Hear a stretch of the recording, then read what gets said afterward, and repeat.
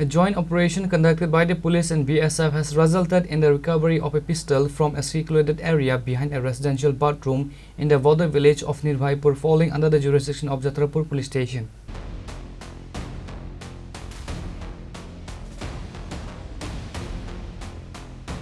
The recovered firearm was found hidden in an abandoned spot behind the bathroom of a house belonging to Chiranjit Sil in the village, which is located close to the international border. Authorities are currently investigating the matter to determine the origin of the weapon, who placed it there, and if it is linked to any cross-border illegal activities or local criminal networks. A case has been registered under the relevant sections of the Arms Act and further investigation is underway.